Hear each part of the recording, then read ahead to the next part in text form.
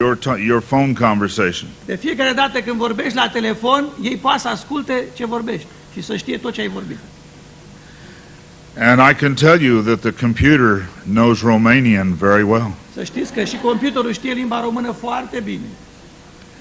So if you believe they're listening in on you, tell them about Jesus in Romanian. Și dacă credeți cumva că cineva ascultă când vorbiți la telefon, spuneți-le în românește despre Domnul Iisus Hristos. For the Christian, it should not be a problem. Our yea should be yea, and our nay should be nay. Pentru credincioși nu e o problemă că ne ascultă, pentru că da-ul nostru trebuie să fie da și nu-ul nostru trebuie să fie nu. And so the Bible tells us, ever learning and never able to come to the knowledge of the truth. Biblia ne spune că sunt unii care tot timpul învață și tot nu pot să ajungă la cunoașterea adevărului. There is no truth outside of Jesus Christ. Pentru că nu există niciun adevăr în afara Domnului Iisus Hristos. I love my Lord. Îl iubesc pe Domnul meu. I want to show you something in the Bible. Vreau să vă arăt ceva tot din Biblie. In Zechariah,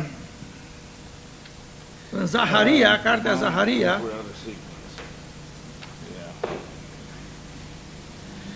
in Zechariah chapter 5, verse 1, capitolul 5, versetul 1, it talks about an interesting thing. It says, Then I turned and lifted up mine eyes and looked, and behold, a flying roll. That's Zechariah 5:1. am ridicat din nou ochii și m-am uitat și iată că era un sul de carte care zbura. In verse 2 it says, And he said unto me, What seest thou? And I answered, I see a flying roll. The length thereof is 20 cubits, and the breadth thereof is 10 cubits. El m-a întrebat, ce vezi? Eu am răspuns, văd un sul de carte zburând. Are o lungime de 20 de coți și o lățime de 10 coți. Zechariah saw a roll in the sky. Zaharia a văzut acest sul de carte în văzduh. And its dimensions were 20 by 10 cubits. Și dimensiunile erau 20 pe 10 coți. In 1986, 109 nations got together.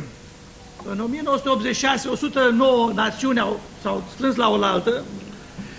And they said, if the Challenger space shuttle is going to launch satellites, Dacă shuttle-ul acesta care merge și lansează sateliții, then every country must conform to the same size of their satellites when they're folded up. atunci fiecare țară trebuie să se conforme la aceeași dimensiune de sateliți. And so the dimensions were given in that meeting of 109 nations. Așa că atunci când s-au întrunit reprezentanții a 109 națiuni, li s-a dat dimensiunile care le au americanii ca să le aibă toți la fel. And they said the place in the Challenger should be 15 by 30 feet.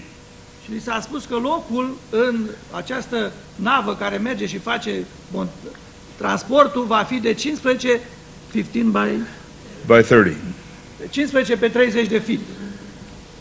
And so the bay in the Challenger shuttle was made 60 by 15 feet. Astfel că la baza acestui rachete purtătoare a fost de 60 pe 15. Yes. A cubit is 18 inches. Cubic este 18 inch. The cubit talked about in Zechariah chapter 2 is 18 inches. Un cot este cel care se vorbește în Zaharia, sunt 18 inch. What Zechariah saw was 15 by 30 feet. Și ce a văzut Zaharia este exact 15 pe 60 de feet, de picioare. What Zechariah saw 3,000 years ago was what man decided in 1986. Ce a văzut cu câteva mii de ani în urmă Zaharia e ce au hotărât oamenii în 1986. God revealed it to Zechariah then. Dumnezeu i-a descoperit atunci de mult lui Zaharia acest lucru. And 3,000 years later, man figured it out. Și după 3000 de ani, oamenii au pus-o așa cum a fost scris. Let's go to the next one. Again, the roll's dimensions. Now we can go to the Dimensiunile acestui sul zburător. So God's word is 100% accurate when it talks about science. Astfel că cuvântul lui Dumnezeu are 100% precizie când vorbește despre știință.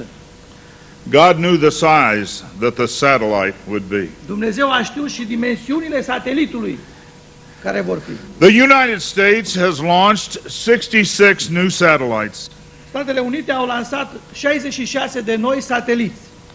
These are surveillance satellites. Aceștia sunt sateliți de supraveghere. They orbit 102 to 104 miles up. Și ei au distanța de la Pământ, o orbită la distanța de Pământ între 104 și 109 mile. These satellites cover the whole Earth. Și astfel ei acoperă întreg Pământul, circulația lor acoperă întreg Pământul. They can read a postage stamp laying on a tennis court. Și pot să citească un timbru care este pe un teren de tenis.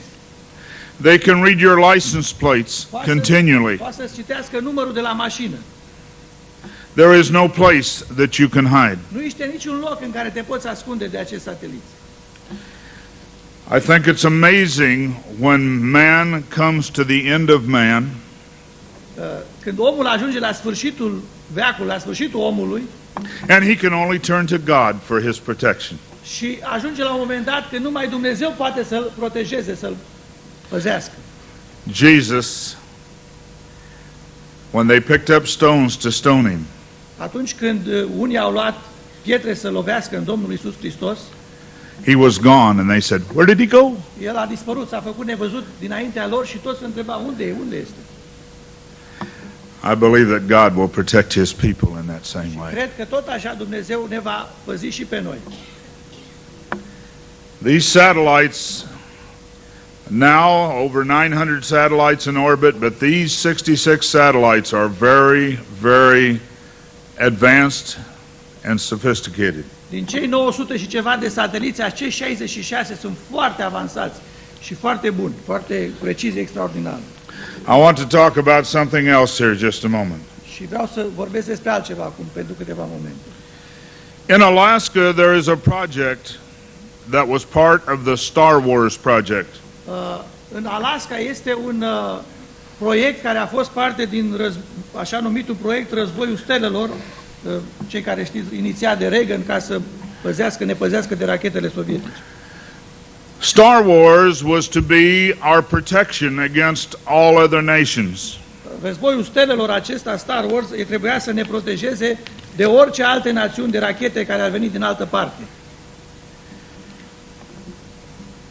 When the Star Wars project was stopped, this project did not stop. Când războiul Stelelor, acest proiect s-a oprit, acest proiect despre care vreau să vorbesc nu s-a oprit. This is the HARP project in Alaska. Și acesta este un proiect în care se face în Alaska. It puts out a signal Dă drumul la un semnal that creates a lens care creează o lentilă in the lower ionosphere în partea din ionosferă, din atmosferă, care se numește ionosferă.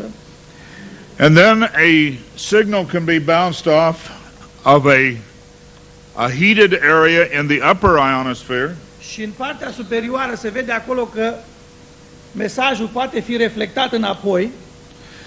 And we can look under the water, we can look under the ground, Și prin această metodă putem să ne uităm sub apă și sub pământ.